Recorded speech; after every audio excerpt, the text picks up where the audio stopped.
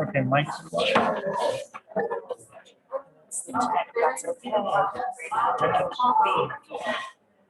That might be like not sleeping.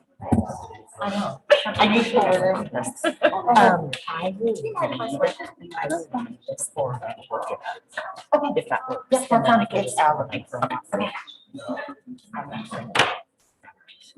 I just had my entire family. Just want to clarify. My nose only runs when I put on a mask. It's the weird stuff.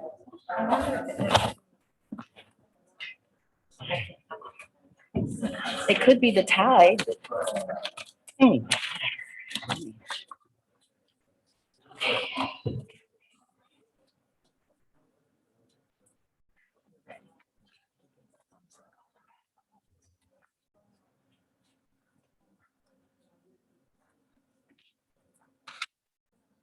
There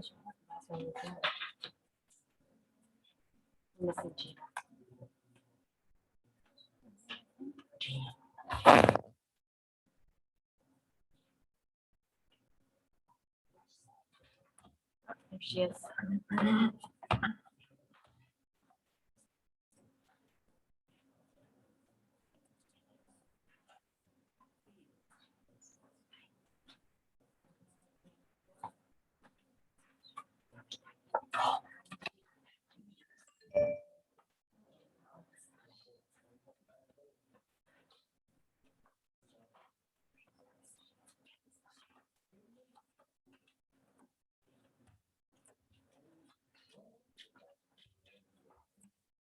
All right, it is 6:30. We will get started. Good evening, everyone. Welcome to the June 7th meeting of the Ames Community School District Board of Directors. I will call the meeting to order and entertain a motion to approve the agenda. I move we approve the agenda as presented. Second. Moved by Press, seconded by Beerbaum. All those in favor say aye. Aye. Opposed, nay. And Director Colton, will you please read our purpose statement? The Ames Community School District commits to equity and access that empowers every individual to reach their full personal and educational potential. Thank you. And we will move on to our first agenda item, which is our celebrations and recognitions of ACSD retirees. And Superintendent Reisman. Yeah, thank you so much. I see some of you here and I know we are missing a few as well, but on behalf of Ames Community School District, I want to thank you for your dedication and your service to our community and our students. We certainly know that this has been a difficult year and again, you know, going out on a year like this year probably isn't what you had envisioned, but we certainly thank you for your dedication and commitment. So please accept our plaque as a token of our appreciation for you. And we will, when we call your name, just feel free to come on up.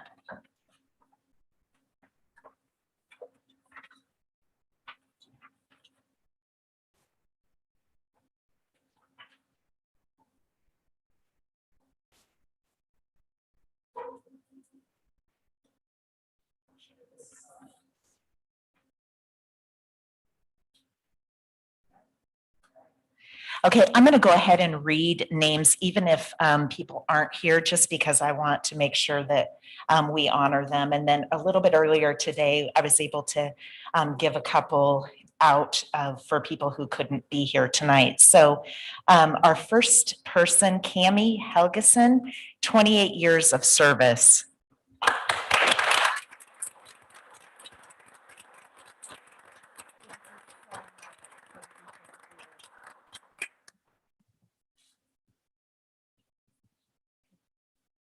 Mark Ritland, 27 years of service.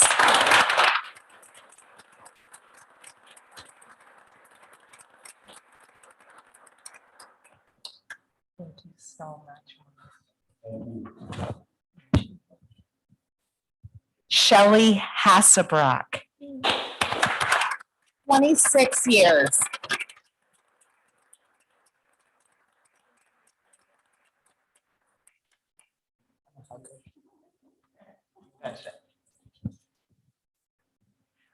Roger Rickers, 25 years of service.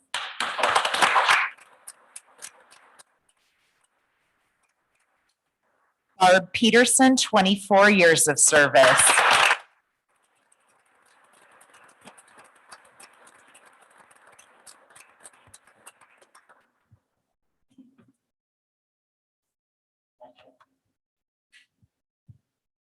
Barb Weber, 24 years of service. And Barb got hers earlier, or yes, she did. And Vicky Barr, 23 years of service.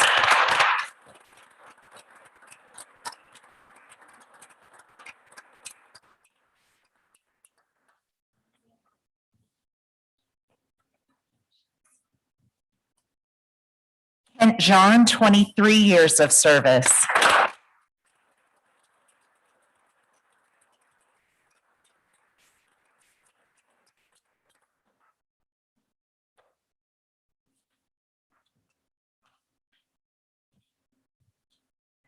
Holly Sharp, 23 years of service, and Holly couldn't be with us tonight. Kathy Fitzgerald, 21 years of service.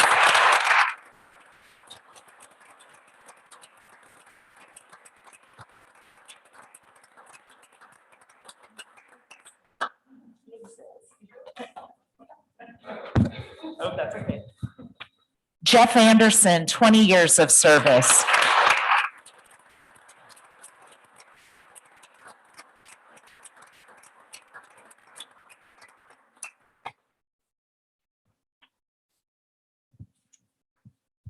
Tim Mooney, 20 years of service. Tim could not be with us tonight. Leslie Weibel, 20 years of service. Leslie got hers earlier today. Peggy Dieter, 18 years of service.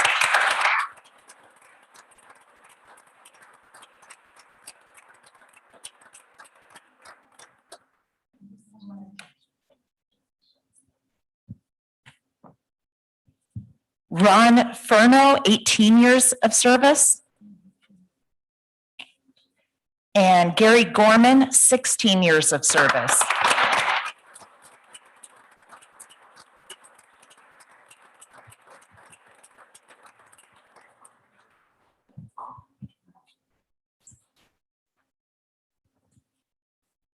Arian Schmidt, 16 years of service.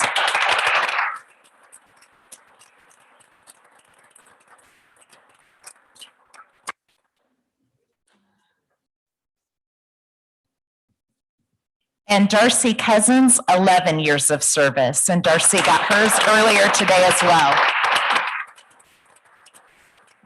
Again, thank you so much for your commitment to Ames Community School District, our students, and our community. You are much appreciated.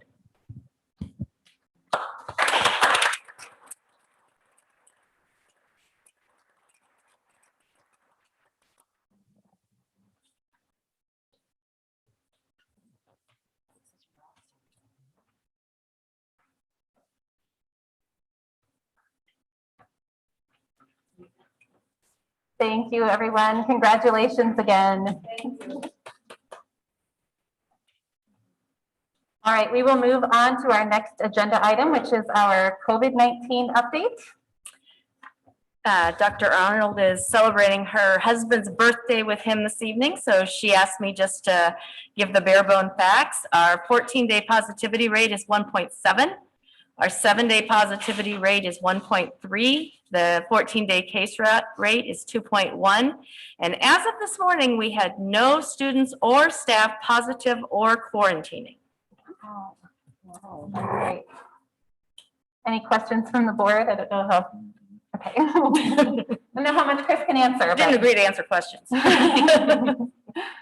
All right, and then we will move in. I'm sorry. Are there any public comments on our COVID-19 update? Okay. We will move on to our discussion item, which is our board committee update. And we'll start with Audit and Budget Oversight Committee.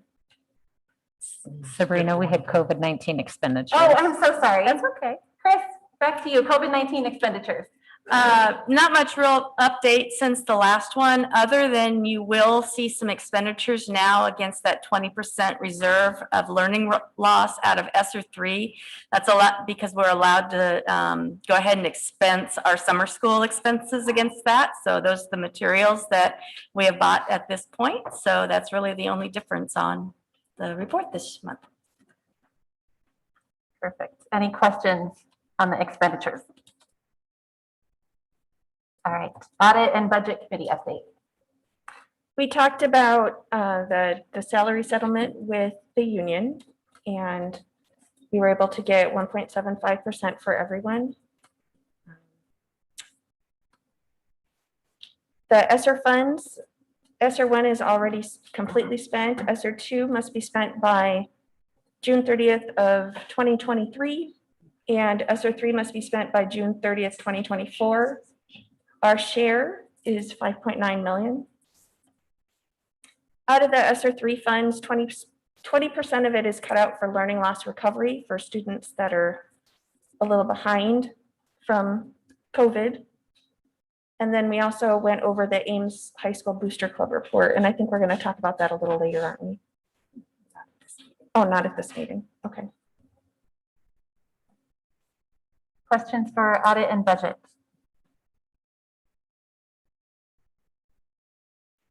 All right. And are there any public comments for our board committee updates or any other board committees that would like to provide an update?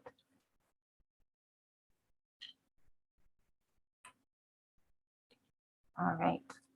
We will move into our public forum. And just for community members who may be watching, we do have in-person participants here at the district office. And so we will do our in-person public forum. And then we will also allow our people who are watching us via Zoom. If you have public comments, you can also still comment. So if anyone can, right now, I'm not in the meeting as a panelist. So if whoever's in charge can add me as a panelist, then I'll be able to see any of our public who would like to speak via Zoom. Okay. Dr. Hawkins, could you ask JD if he could add Sabrina as a panelist? Thank you. Thank you. And then I think our sign up might still be over on the table. I don't know where it is. You want to grab it? Thank you.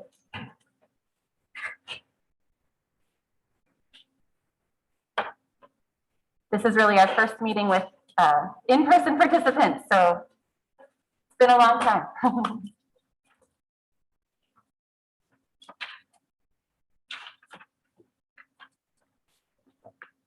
All right, and before we begin, I will go ahead and read our statement on public comments. Residents of the district, students attending the district, parents or guardians of students attending the district, and district staff members may address the board about any topic relevant to the district, whether on the current agenda or not. Those who wish to speak must sign up at the beginning of the meeting. Speaker participation is limited to 3 minutes once per item.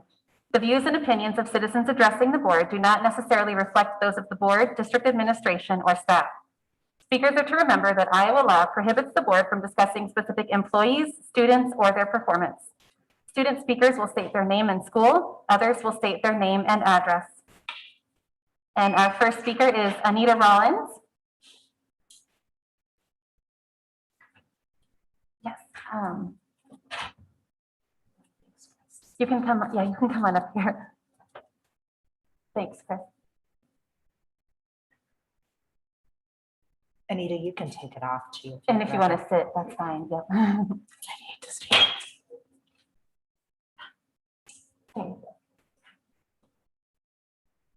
And then just make sure you hit that on button. There you go.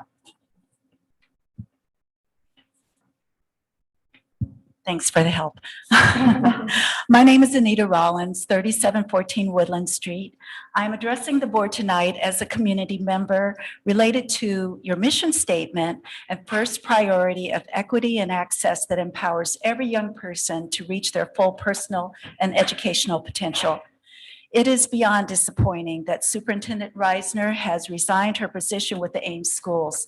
Among the long list of district accomplishments that she championed during her brief time with the district, even during a pandemic, they included working to move the district towards consistent and meaningful data collection, supporting completion of an equity audit, instituting an equity office, leading in the hiring of a more diverse staff, and supporting the removal of day-to-day police in our schools. All of this consistent with our knowledge of what is best for the engagement of all students. I remind the board that research suggests that educational equity efforts are most successful when they are addressed at the organizational level.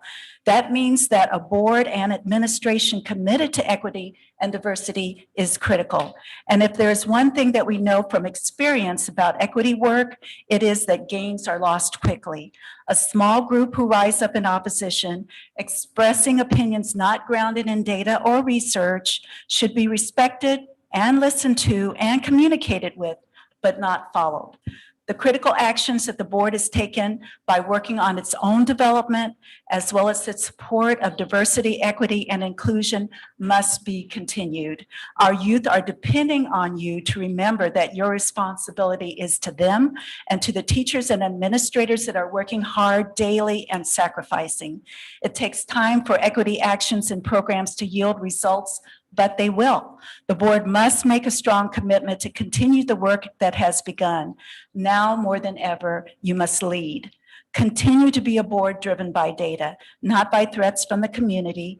Insist that both the interim superintendent and new superintendent have a demonstrated track record of improving outcomes for students who are not thriving in our district currently. Ensure that staff, including those new to the district, who are doing the hard work of meeting the needs of our most vulnerable youth, are supported and protected. Show us you remain serious about the work of equity, diversity, and inclusion in a way that improves outcomes for all of our youth. Thank you. Thank you, Anita. Rachel Croft.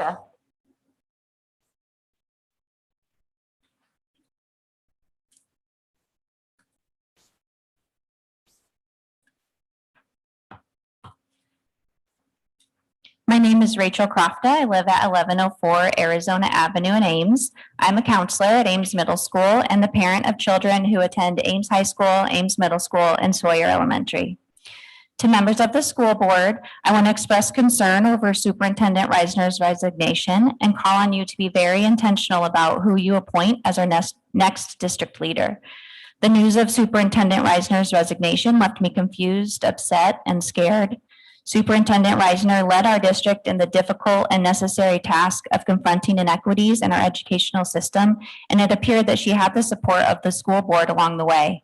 It has felt a bit easier to be an advocate for equity and change the past few years, knowing there was district and board support, and that doesn't feel true any longer. I call on each one of you to be intentional about who is appointed as the interim superintendent so that the work that Superintendent Reisner established is not lost. If you stand by your commitment to equity and access as stated in our district's purpose statement, I expect that our interim superintendent will be a leader who is committed to racial equity in education and has demonstrated competency in making decisions that focus on supporting marginalized populations despite hurdles and pushback. This person needs to be prepared to be held accountable to a community that will push to keep equity at the front and center of our priorities as a district. I understand that there will be no explanation about Superintendent Reisner's resignation and the circumstances that led to her departure, but there is speculation in the community that it had to do with her unwavering commitment to equity and the attention and pushback that resulted from the Black Lives Matter Week of Action.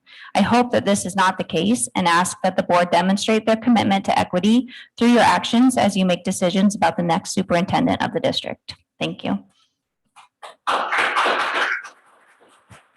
Thank you, Rachel. Jonas Michael.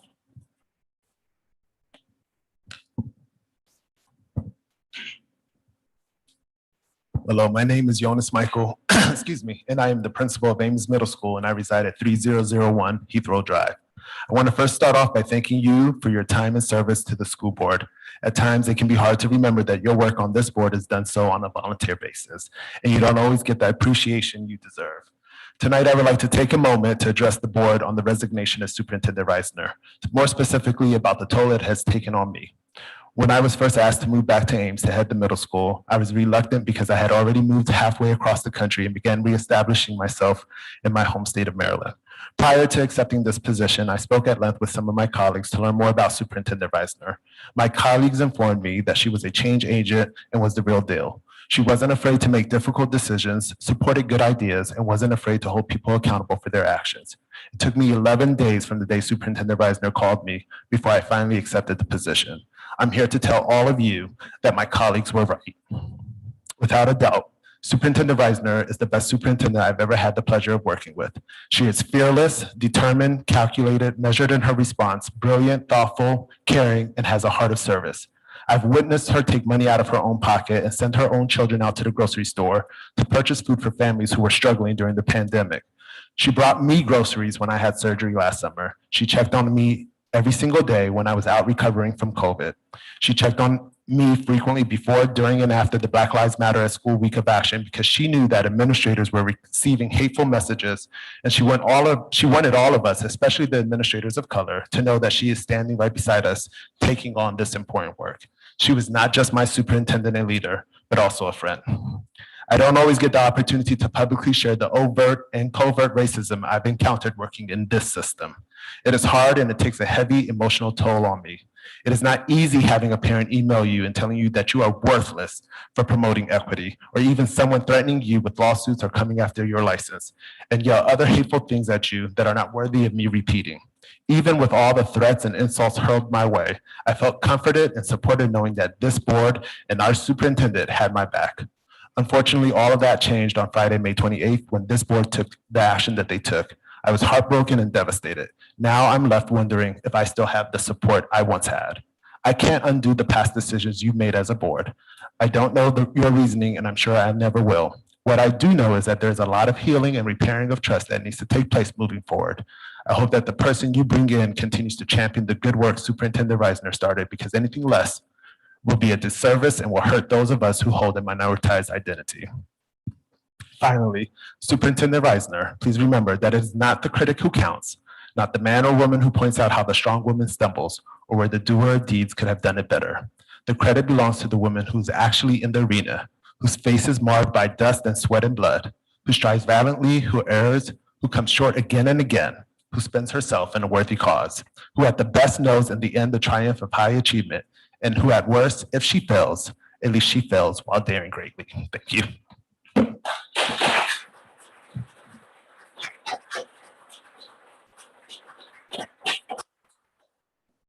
Thank you, Jonas. We will move to our Zoom attendees. And our first person with the hand raised is Amy Rutenberg.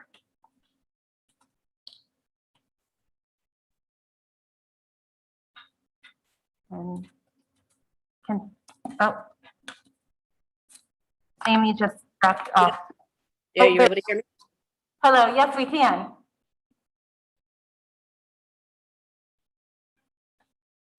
Oh. Amy, are you there?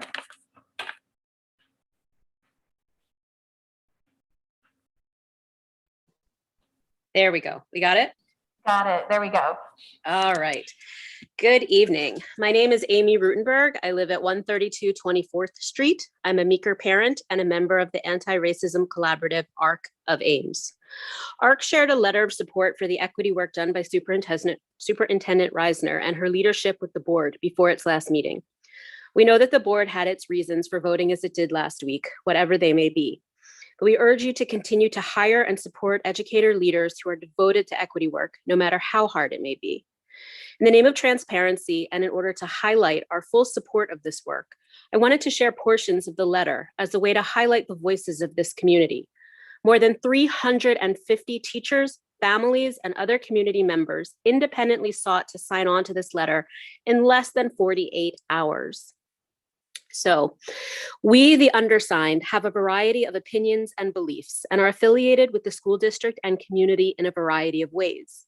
But we are united in our belief that centering equity this year was and is the right thing to do.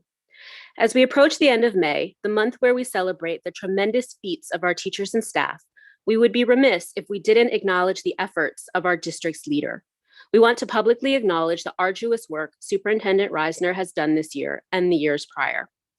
Entering a district where, year after year, the achievement data shows Black and Brown students, students with IEPs, and English language learners are not succeeding is a daunting task.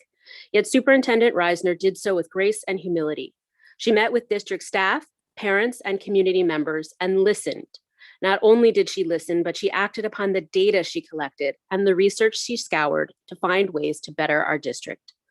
Superintendent Reisner understands the complexities of moving a district toward more equitable outcomes.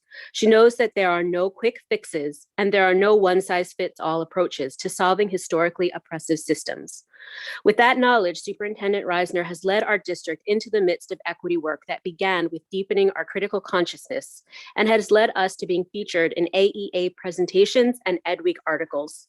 More importantly, it has led to teachers feeling supported in their work to center equity in their classrooms and led to students, for the first time in some cases, feeling centered and included in our curriculum.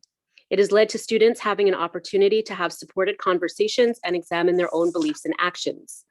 This has also led, disappointingly, but very predictably, to quite a lot of backlash in some spaces. We have heard this charge of Ames going too far with our equity work. We have seen and heard about Superintendent Reisner being criticized for this, and we have seen her stand by and continue to center equity work despite enormous pressure to pull back. We are becoming a model of what it means to stand for equity, even when there is pushback like we have not experienced in our adult educational lives. This is groundbreaking work. Superintendent Reisner should be acknowledged for this work. She has also had great success in the increase in the number of staff of color, particularly administrators of color, while she has been with the district.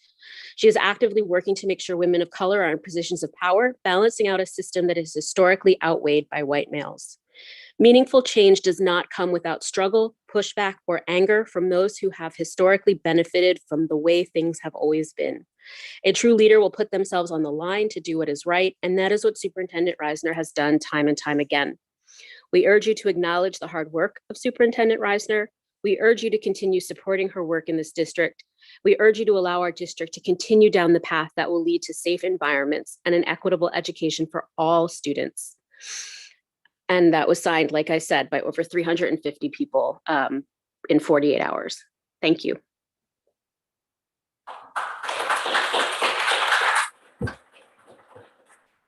Thank you, Amy. Riley Drake.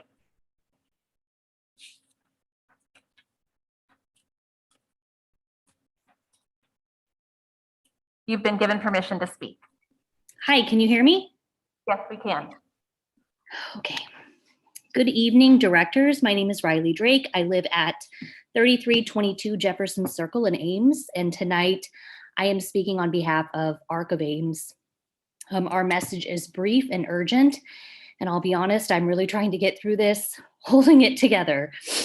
First, while we support Superintendent Reisner's decision to leave the Ames Community School District, it is not without regret. Her equity-centered leadership was an asset to this district, and we commend her years of service and courage. We have two concerns moving forward. First, we are deeply unsettled by the rhetoric of some community members who seem committed to take down both teachers and leaders who demonstrate anti-oppressive orientations in practice. These actions are deplorable, but not surprising. Research documents the ways that even hints of white supremacy and discourse can counter entire schools and districts who appear to be moving toward equity. You can see Blaisdell 2018 for more of this research.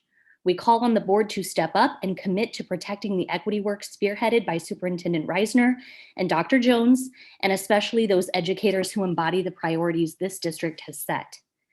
Finally, we note the silence from the board regarding our most recent campaign that garnered over 350 signatures in support of Superintendent Reisner and equity in this district. We also note that same silence on the agenda this evening with the removal of school board's members' comments at the end of the meeting. This silence is troubling, especially given a legislative landscape that seeks to silence teachers and leaders who teach the truth about and aim to counter this country's long history of white supremacy. We call on you to break this silence. As Audre Lorde reminds us, our silence will not protect us. Thank you.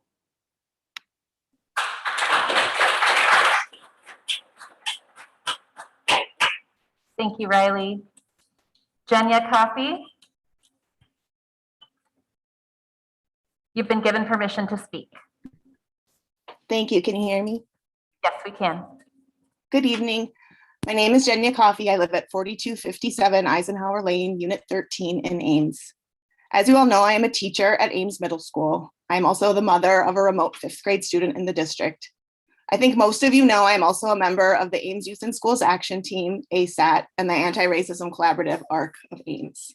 I stand in solitary with the members of both those organizations, as well as with the hundreds of community members who joined me in signing a letter of support of Superintendent Reisner's equity-focused leadership over the past 3 years.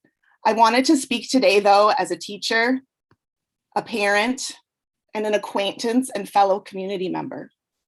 I've been attending these board meetings for the better part of 3 years. When we changed superintendents a few years ago, I told myself I wanted to mark that change by becoming more involved in all aspects of the district I work for.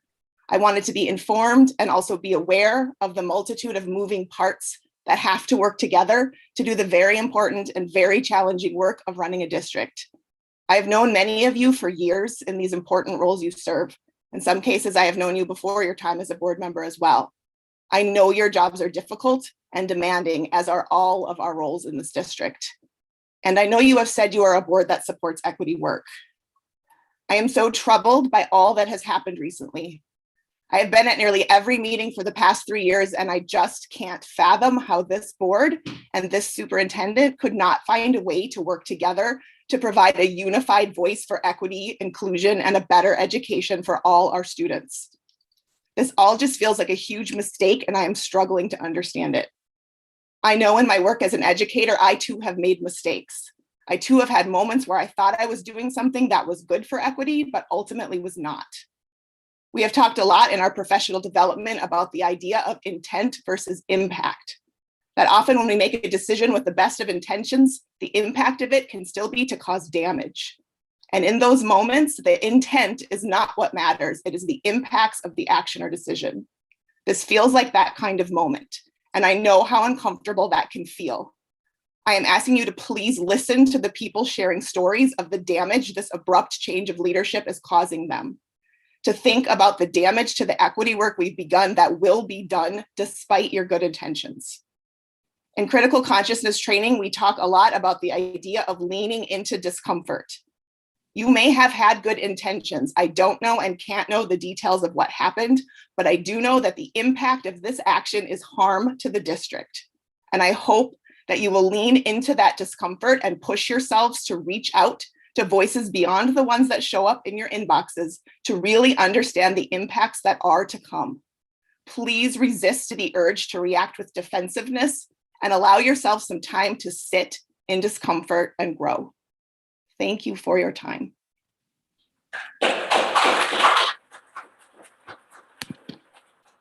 Thank you, Jenya. Edna Clinton. You've been given permission to speak.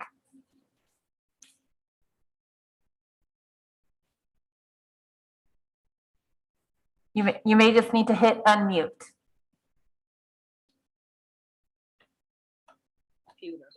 Thank you. Good evening, directors. I am Edna Clinton at 1610 Carroll Avenue in Ames. Edna, we can't hear you. I can't hear. Can y'all Not very hear? well. We can't hear you. Okay, somebody might have to walk me through what I'm supposed to do here. They Better. fixed it. Can you hear me now? Yes. Yes. Thank you. Do I need to repeat who I am and where I'm from? Okay, well, tonight I am speaking to you as the president of the Ames branch of the NAACP. I don't think that I have the words to express the urgency that we find ourselves in the Ames Public School District at this particular time. Our mission, together with more than 2 million activists across the country, is to ensure political, educational, social, and economic equality of rights of all persons and to eliminate racial hatred and racial discrimination. Educational equity is one of the NAACP's primary areas of advocacy. With Superintendent Reisner's resignation, it appears that we talk about difficult issues such as staff diversification and retention, achievement disparities, student discipline concerns, culturally relevant curriculum, and SROs in the schools. But we have not shown intentions of following through with long-term achievable solutions.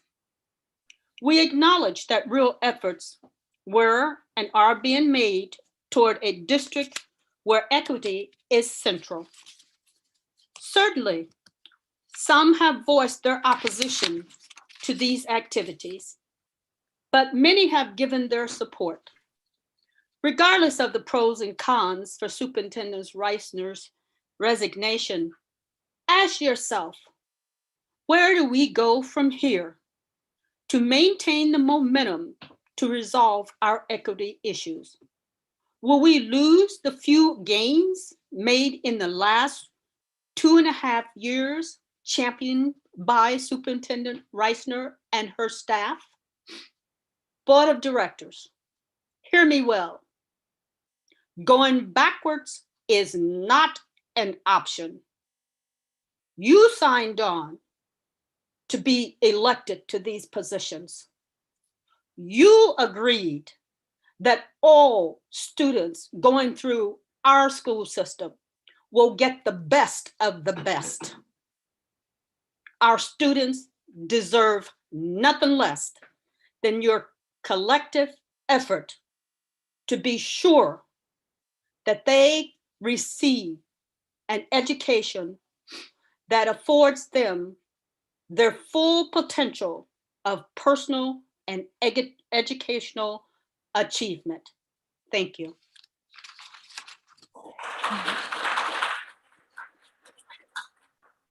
Thank you, Edna. Steph shares.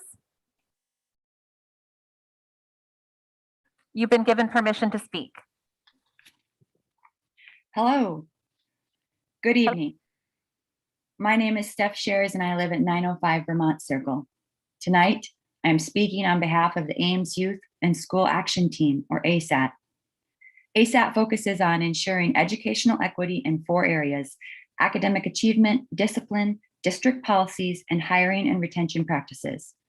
Through its years of effort, the Ames Community School District has come to be seen as a model for educational equity in Iowa. Superintendent Reisner and members of her team have been asked to present to statewide committees, received acknowledgements from community groups across Iowa, and their dedication to stand behind the Black Lives Matter Week of Action was praised by many. Regardless of the reasons for her departure, the resignation of Superintendent Reisner now makes ACSD appear to be an anti-equity district and makes you appear to be an anti-equity board. This anti-equity image has been strengthened by comments from many in our own community that do not support diverse thoughts, perspectives, and freedom of speech. It is the board's responsibility to make sure that this anti-equity image does not become a reality or a barrier to the work that our children need you to do. This anti-equity image will negatively affect the recruitment of a new culturally competent superintendent. This anti-equity image also jeopardizes the years of effort and thousands of dollars that have been invested in diversifying the Ames teachers and staff. Additionally, the resignation of Superintendent Reisner will make a significant impact on the retention of BIPOC teachers and staff who no longer trust you to support them if people complain about their efforts to teach in accordance with stated district goals. And your actions will further delay any progress on closing the academic disparities as a new superintendent is installed and gets up to speed. Our children are tired of waiting. It is the board's responsibility to ensure that teachers and staff feel that their equity work is supported and will continue to be supported. It is the board's responsibility to ensure that current equity initiatives are being implemented with fidelity. Some of these initiatives include recruiting diverse teachers and staff at all levels, developing a plan to reduce the academic disparities, the task force assessing how to operate safely without SROs, the selection of a new SEL learning curriculum. We are concerned that if this board does not make an immediate commitment to equity work, that more students of color will choose to open enroll out of this district, and the number of equity-minded teachers and staff will dwindle because it seems that you have broken your promise to commit to equity and access for all. Who will be next to leave this district as a result of the board's anti-equity reputation? ASAT leaves you with this question. The anti-equity image of this district was caused by your actions, and it is now up to you to fix it. How will you prove to the teachers, staff, students, and community that educational equity is the #1 priority of this district? Thank you for your time.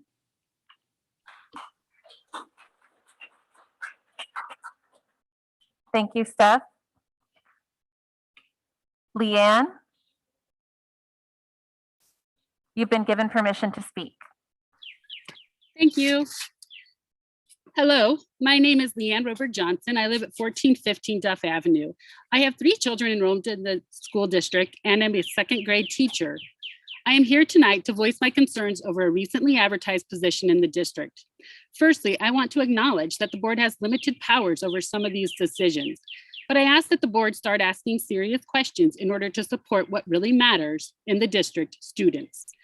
The position I want to address tonight is the Learning Recovery Director.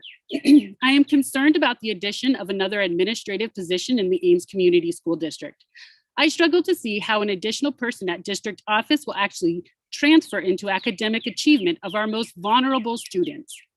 I believe that the #1 thing that makes the difference in achievement is the relationship between students and teachers or other staff such as educational assistants. These people spend consistent time and provide direct instruction to students. Rather than adding one more administrative person making $90,000+ a year, we should be spending money on adding teachers and EAs. I read through the job description for this position. I believe that everything in the job description should be covered by others already in administrative positions. We have a data and assessment strategist that should be compiling data and analyzing it to give to buildings. And when it comes to data, I am almost certain that the best data about what students need comes from classroom teachers who don't need fancy graphs and tables to meet their students' needs. Another part of the job description is supporting the implementation of research-based interventions and progress monitoring. I feel like that work should be done by the Director of Teaching and Learning and the coordinator under that position. As a classroom teacher, I have yet to have an administrator offer me an intervention to try that I don't already know about. Teachers, I lost my place. Hold on. Teachers are constantly working with students and their colleagues, trying new things and looking for new strategies. In most cases, administrators have been out of the classroom or not ever been in a classroom, and therefore have limited knowledge on what interventions work with which students. Another part of the job description is that the candidate will oversee the ELP, Title I, and dropout prevention programming. I believe that these tasks could be split between the Director of Special Education and their coordinators and the Equity Director and their coordinator, as these students are the ones that these issues pertain, that the issues pertaining to equity most consistently affect are often these students we want to help before they enter the special education system. I struggle to see how one more administrator will make a difference, but I see how 2 or 3 teachers or many educational assistants being paid with that money will make a difference. There is no magic bullet for learning loss, and it certainly isn't the addition of an administrator. The closest I have come to a silver bullet is creating strong relationships with my students and believing in their ability to succeed. That is what we need to focus on. I believe radical change is needed in our educational system. I hope that the school district and the board are willing to take the steps to make those changes happen. Thank you. Thank you, Leanne. And That is the last person with the hand raised, so I will go ahead and close our public forum. And we will move on to our consent agenda. And I'll entertain a motion. I'd like to move to remove open enrollment from the consent agenda for discussion.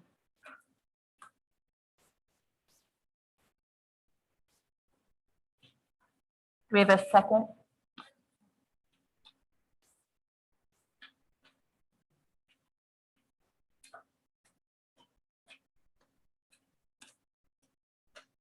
Second. So then So I then we can need to- move to approve the consent agenda as presented with the removal, right? I think we have to vote on the removal, right? First, we we need need to to vote on discuss it this first? motion, Okay. right? Oh, I'm sorry. Yes, I need to vote. Moved by Bacon, seconded by Colton. All those in favor say aye. Aye. Aye. Opposed, nay. Okay, passes 7-0. So Do we discuss first or we do it? now, Because then, Yeah, you got. You would do the consent and then usually. do the it goes- consent, and then we will, Usually goes at the bottom of the Okay. discussion. I move the board approve the consent agenda as presented minus the open enrollment items. Second. moved by Beerbaum, seconded by Limpitis. All those in favor say aye. Aye. Opposed, nay. Passes 7-0. And then, I'm sorry, Chris, do we? It would go at the bottom. of At the action very items. bottom of the action items. Okay, thank you. All right. So let's go down here. are they going to go through on the consent agenda? They usually go, well, I guess we all voted on it already, so. The Okay, gifts never to the mind. district would be Oh, the the one. gifts to the district. Shoot. Sorry. Gifts to the district, Laura Carabillo, Dan Foss Power Solutions, Jennifer Badolf, and the Heart Quilts, Story Kenworthy, and ISU Block Builders Club. Thank you. All right, we will move to our action items. I move the board waive policy 303.4A to allow a one-time exemption to pay out 5 additional days of unused vacation for administrators who are leaving the district June 30th, 2021. Second. Moved by Beerbaum, seconded by Colton. Discussion? All those in favor say aye. Aye. Opposed, nay. Passes 7-0. Policies for action. I move the board approve the policies as presented. Second. Moved by Franzen, seconded by Perez. Discussion. All those in favor say aye. Aye. Opposed, nay. Passes 7-0. Open enrollment. Now, So we can have discussion. I move that so she says I have to make a motion. So I move that the applications that have been denied are accepted. Second. discussion, or sorry, moved by Bankin, seconded by Perez, and discussion. So this is all a very technical thing to kind of be able to have this conversation and to take this off the consent agenda. So I guess I'm just curious about the decision to deny the open enrollment applications. And just if we could get some clarity and explanation around it, I think would be helpful.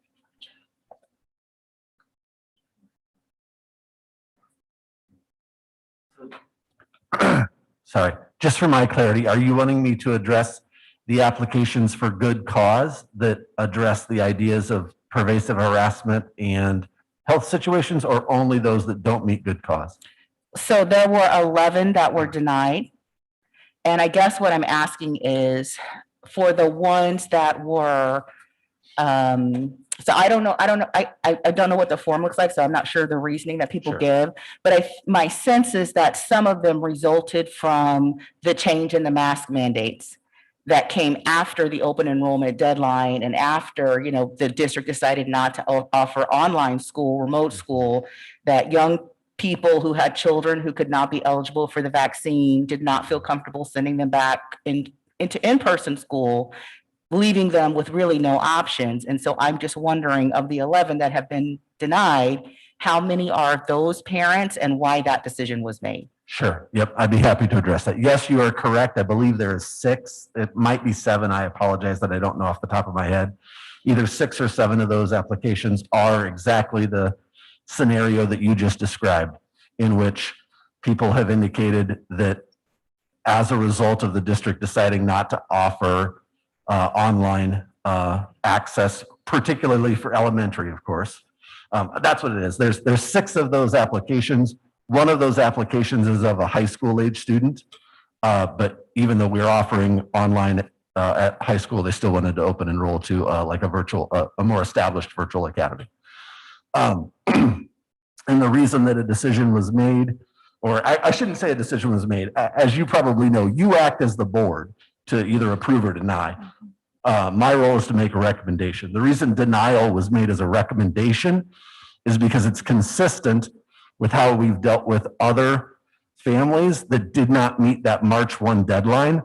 And I've always been taught, quite frankly, that picking and choosing which person's reason that don't qualify as good cause puts you in a pretty perilous position as a district. So there are other open enrollment applications that we have denied in previous board meetings, and there's others that are on the docket for this board meeting that also do not meet good cause, but they're not about online education.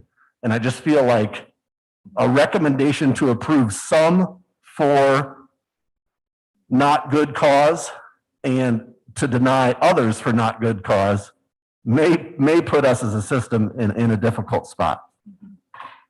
So that's why the recommendation to deny all of those applications that did not meet that deadline was given to the board, because it's consistent with Iowa law. And it doesn't put you or us in a position where we're trying to pick and choose whose reason is better than another one's. So I don't know who these questions would be directed to, maybe you, maybe the superintendent, somebody.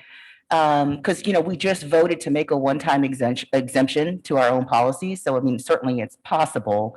And so what I guess is I'm wondering, COVID is it's a global pandemic, once in a century kind of thing. I'm curious why that would not fall under good cause.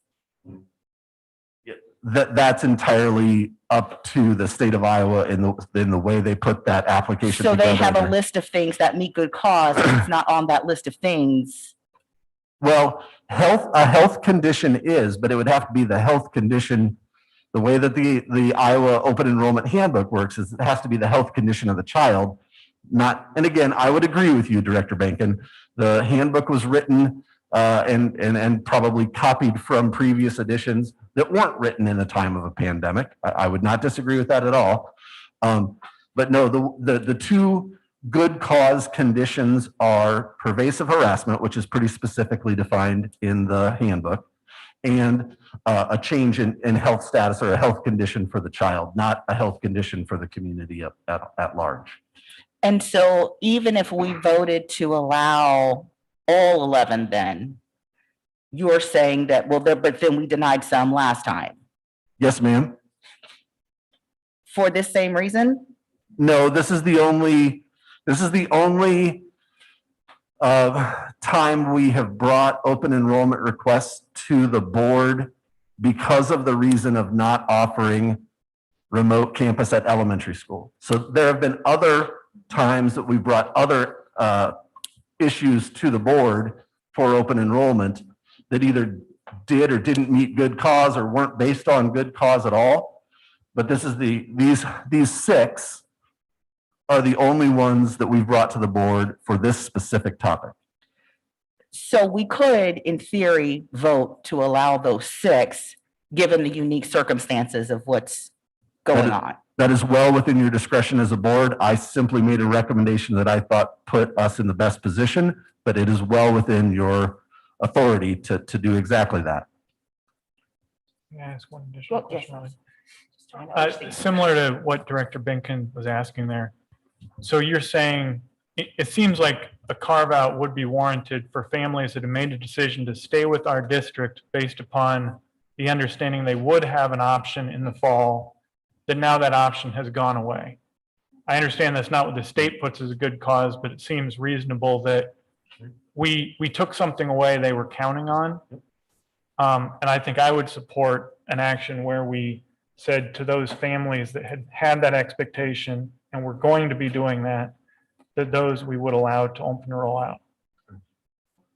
To be really I apologize for interrupting, but to be really frank, I completely understand that. I just wanted to make sure that if that's the direction the board wanted to take, that was a very conscientious conversation taken by the board. Because again, I don't want to put you in a position as a board where we've approved some applications not for good cause, denied other applications not for good cause, and you're caught off guard because you didn't know it. So if you are very correct, it's well within your discretion, you're happy to do it. I just wanted this conversation to occur so you knew full well we were approving some and not others because of different rationale. So given that rationale and what you've said about, obviously we don't want to have an arbitrary method here. What would you recommend as a guiding decision point for a motion? Would it be that that student had been signed up for online classes in the fall before that was rescinded? Or what would you recommend as a way so we don't have something that's arbitrary but is very clear? Thank you for asking a very challenging question. I wasn't prepared for that one, Director Beerbaum. That would make sense to me if this is I believe you use the word carve out. If this is the carve out that we want to really be isolated in, because I do believe there are other applications, even within the 11 that you have before you today, that are not based on good cause, but are also not based on a lack of open enrollment or a lack of online opportunity at the elementary level, right? So to me, yes, that would make sense to me that if a motion were to be made based specifically on being previously enrolled in open enrollment prior to the district announcing that we would not be offering that at the elementary level, that might set some parameters for me to make better recommendations on, and might set some parameters for you as a board. Was it when they submitted their registration in April where they made that choice? What was the final date that they had to make that choice by? Was it May 12th or? May 19th. Okay. And in fairness to Director Benkin's point, the date of cutoff for the state is March 1st. Right. So well before that determination was made by the district. I see both sides of the coin. I 100% see both. I think it could potentially be a bit of a slippery slope for us to pick and choose, because I presume that, because we've done this before, we've denied before, I presume that some of those cases where people didn't want to be in the district when we decided to stay hybrid, or we decided not to go in person and they wanted to go to a district that it was in person, right? So I presume that did happen, because I don't see how it couldn't have.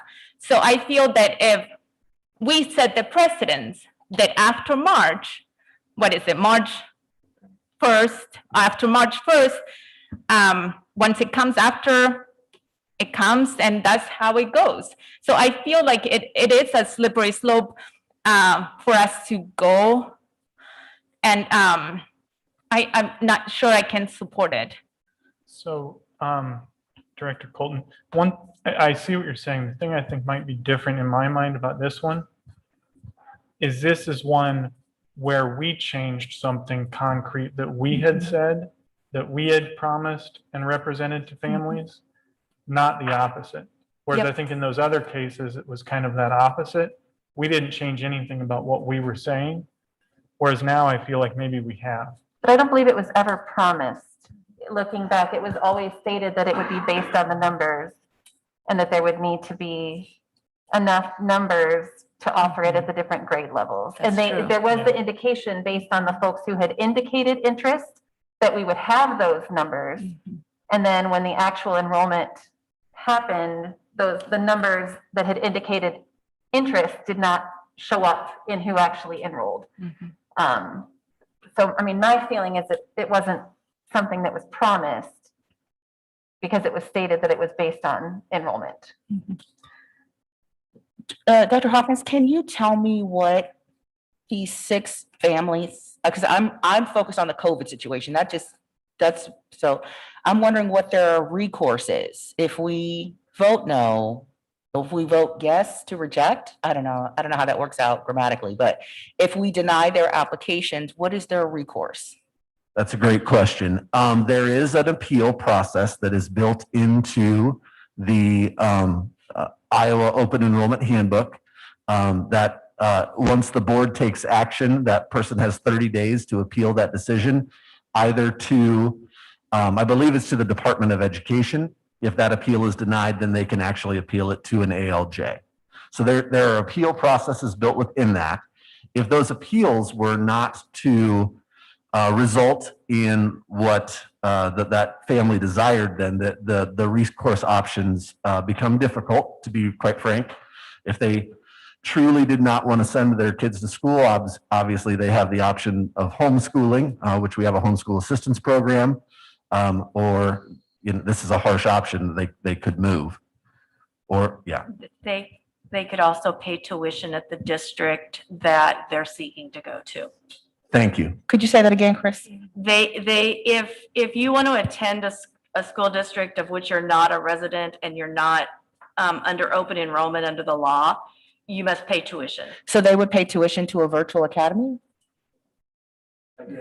Not a great option, but it is an option if those appeals were not to be successful. And again, I want to make sure that the board understands I'm trying my best not to make a value judgment about those applications. I really am trying to make a recommendation that I think puts you as a board in the best position possible.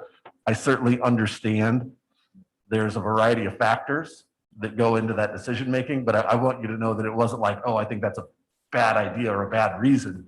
I'm just trying to stick with what the open enrollment handbook says and put you make a recommendation that, if approved, puts you in the best position possible. And I'd like to really stress, because Dr. Hawkins keeps referring to the handbook. The handbook is put out by the DE to give us step-by-step guideline of what's allowed and not allowed by statute. It's not a handbook this is what we suggest you do. So I just want, because sometimes when you hear handbook, you think it's something, just guidelines that an internal body's put together as guidelines, but it really lays out, I mean, it's very specific on if student A is open enrolled to B and now they want to open enroll to C because they've moved to A, D, it lays out all those things. So it's very detailed of what's allowed in the statute. And the statute basically says that before March 1st, if they have an application in, the receiving district has all the control. And they have to accept them unless there are not class positions within their classes. After March 1st, they're denied unless it meets one of those good cause situations. And so we're being asked to accept some open enrollments. Are these all meeting good cause then? These ones on here that are on here now? Because we're after March 1st. So my guess is, okay, so continuous open enrollment, that means they were open enrolled to another district. And they've moved and they want to open enroll to us and they're continuing that open enrollment. So as long as they don't break that open enrollment, and it gets very complicated in the handbook how that's laid out. So let's say that I lived in Boone and open enrolled to Gilbert. And now I have moved the Boone district. Now I've moved to the United district, but I want to open enroll to Ames. It's a continuous open enrollment. The open enrollment never breaks. So are the ones, Then the new request would be those that have moved to another district, but probably they attended us. They were residents of ours and they've now moved to, say, Boone, and they want to stay with us. That's a new open enrollment then. so these are open enrolling in? Yes. Are all of the first three categories open enrolling in? Yes. Okay. That helps. And so that would then be by statute, even if they're beyond March 1st? Yes, it's Yes. very specific on what's allowed after March 1st for the receiving district to accept open enrollment. I don't remember if I asked this. I had this question circled for you. Do you, sorry, Dr. Hawkins, are you familiar if whether or not there is a cost for families to appeal to the Department of Education? I apologize. I don't know off the top of my head if there is a cost for families to do that. I can try to access the open enrollment handbook right now and see if I can find that out very quickly for the board. But I can't recall if there is. There wouldn't be like a fee to appeal. I mean, if they hired an attorney to write the appeal for them, there could be a cost to them personally, but there wouldn't be a fee to file the appeal with the DE. And you're saying that there's really no conversation to be had because it's the law and very spelled out in statute. And Dr. Hawkins is saying it's just a recommendation and we can accept or reject it. I'm not hearing that. Well, yes, there are clear guidelines for when we can, again, before March 1st, we don't have the ability to recommend acceptance or denial. After March 1st, there are very clear guidelines for whether we can recommend that and what happens when it's, because again, you can file an application just like for whatever reason after March 1st, or you can file an application after March 1st for good cause for two very specific reasons. And again, it is very procedural. Let me make sure that this is clear. It is clear in that handbook that you as a board have the ability to approve or deny those applications. You don't just have to take my recommendation for it. And you can choose to allow some folks to open enroll for not for good, or to open enroll out, not for good cause, and deny others. I would concur that in my career, that's been seen as a slippery slope. And that is what my recommendation to the board was based on. What would happen if we, I don't want to say table the conversation, but let's say we decided to accept the recommendation and reject the ones that are beyond the date. But then we ask the district to develop a process that would allow people who are open enrolling into a virtual academy, you know, for the elementary students who had already signed up for, could those, if we did that, could those families then resubmit? Or do you just get one bite at the apple? If we developed a COVID-related policy. Yeah, I understand the question. I just don't, to be really honest, I don't know the answer. I've not worked in a situation where the board acted and then we encouraged. So I would have to look into that to be able to answer that intelligently. I don't know off the top of my head. I understand completely what you're asking. As another variant, there's only 6 that we're talking about, right? Yes, sir. Could we do a motion? There was, to be honest, there was 7. There was also one 11th grade student who's also requesting the same thing. So could we do a motion to remove those 6 applicants and table those, or 7 applicants and table those until the next meeting and approve the rest? Well, why would we table the 7th? Because there is remote At the high school. at the high school. And then the 7th is the high school students. though. Okay, So there's so a- yeah, 6, because of the I'm just trying to give you all the information that you need to make No, the you're right. decision that you feel is best as a board. And I think that's really what this process is intended to do, is to allow you as the board to make the decision that you think is best for your community. I just want to make sure you have all of that information as you make it and are cognizant that we don't get into a slippery slope situation. And because it's past the deadline, you know, I would have a concern. First of all, I agree 100% with what Director Colton said and was going to say the same thing about the slippery slope. I have a concern that if we allow these 6, then the other X number who had been enrolled in remote campus might be on the next agenda. And we could end up, there's a financial implication to that too. And I don't feel that it's serving our fiscal responsibility to the district to allow people to continue to request out, because that's part of the reason that we do have the guidelines. I can understand that, I guess I feel like this is a really complicated situation. I feel like the parents who are in this, it's a very specific situation, are in there through no fault of their own. And part of what I think they expect from us is to be problem solvers. And I don't personally feel comfortable, making money off of the backs of these people and saying, well, sorry, I need your money, as a reason to deny them. What I'm assuming is doing the damn best they can in this messed up mess to keep their children safe. I just don't know how we can't turn over every rock to be sure we've done our due diligence. There's great points being made. I don't disagree with anything anybody said. It just seems really complicated. And I think in some ways a little cruel, given the specifics of that situation. And if people want to go, let them go. That's how I feel. And I guess I'm wondering if there is a way for us to have a conversation about it or to do more thinking about it. It just seems really harsh and unnecessary. I think, so I hear the things you're saying. I'm wondering if that's what the appeal process offers. So when you deny this, it sounds like, and I'm learning a lot from all of this, so thank you. It sounds like there is an opportunity for families to say, hey, wait, we need you to hear our story. That's what the appeal process is. Yes, it may be threatening, I'll say that, I don't know, or time intensive for them to write up that appeal.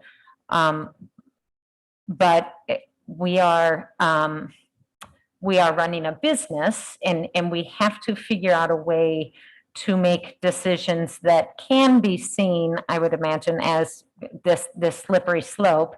I do think that we, at least and granted, we are in front of all of the information more than maybe our families, but we did make it clear, I felt like, in all of the remote campus discussions, that this was not a guarantee.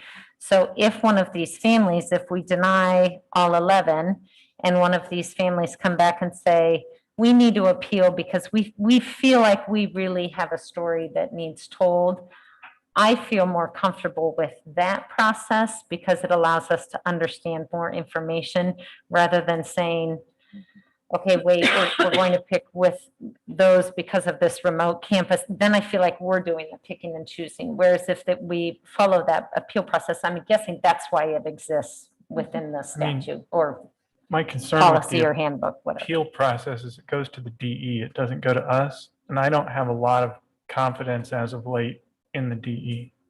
Understand. their process. I totally understand that, and I would not.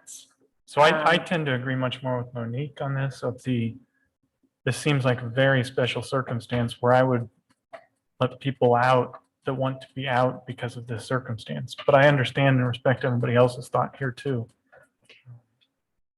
Could I ask Kristen her thoughts? Your job to keep us from getting sued. What are you asking? I'm asking you for your thoughts. I mean, I know Drew's the board's attorney, but I think, part of your job is to keep the district from getting itself sued. So I'd appreciate. Well, actually, no. It's only in the hang on. employment and labor context, That's not her not job, in this though. context. She's HR, right? So. Right. I am not your legal counsel. I know. I was not hired as your legal counsel. Fair enough. I don't know the standard of review. I don't know the appeal process on this one. My understanding is that there are specific rules or specific reasons given by statute that are allowed that a district is allowed to ignore or waive the deadline. And I mean, I guess that my recommendation, if you were going to ask for it, but I'm not your legal counsel, would be to follow the law. So one option would be to table and get an opinion from our district attorney. I know that's delays things. Oh, Can I just saw a clarify finger. one Go thing? ahead. I got into that handbook because I was trying to see if there was a fee that was associated with it. And I want to make one point of clarification. I apologize. It was my miscommunication that I'm clarifying. If an application for open enrollment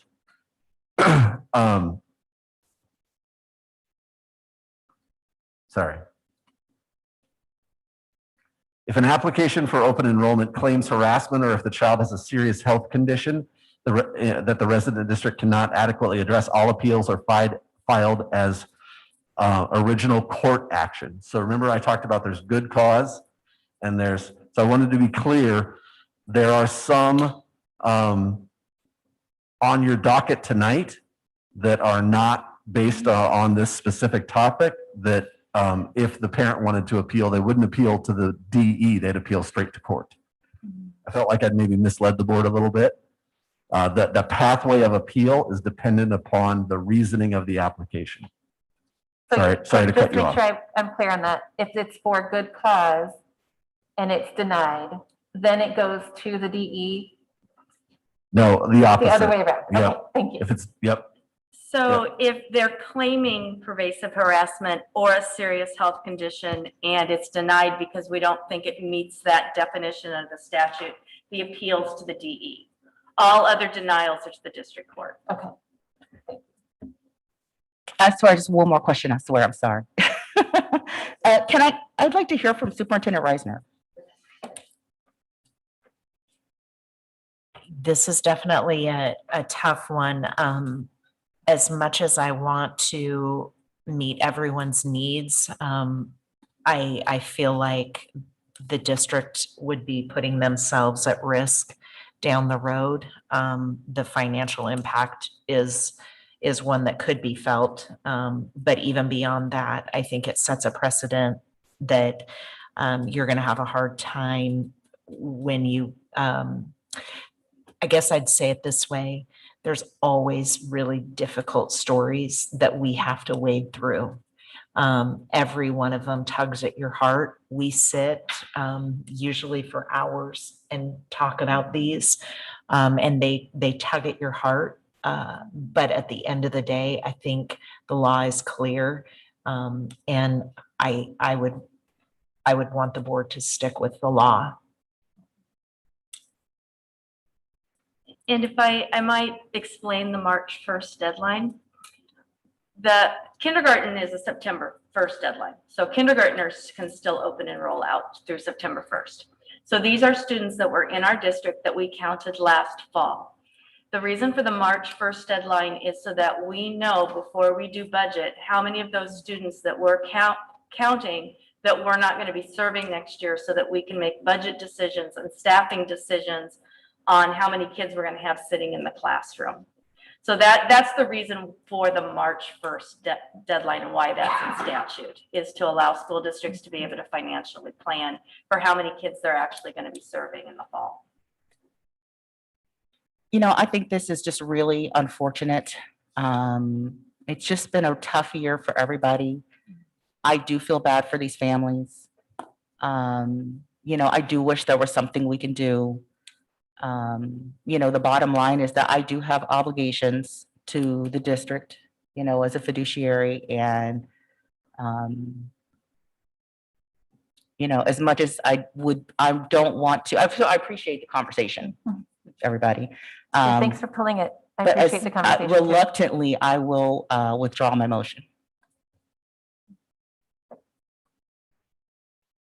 The motion was to approve it. Yep. Well, I'm saying, no, it wasn't. It was to only approve the 11. Okay. So Not now all we of need a them. motion To do the whole thing. to do the whole thing. Just give me a I second. just want it to be super complicated. No, so the motion would then be, I move to support the recommendation to deny.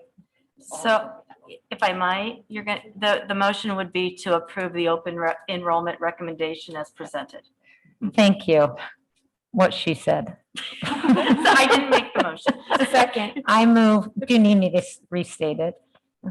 I move we approve the open enrollment recommendation as presented. Second. Moved by Franzen, seconded by Perez. Any further discussion? Thank you for this. This has Good been discussion. very good discussion. I'm just sitting back and listening to everything. All those in favor say aye. Aye. Opposed, nay. Passes 7-0. I hope those families appeal. We hear them. And our board planning calendar, for those who may have been following, we have postponed our retreat, so we will not be having our retreat tomorrow. And that means our next meeting will be on June 21st. Anything else on board planning calendar? All right.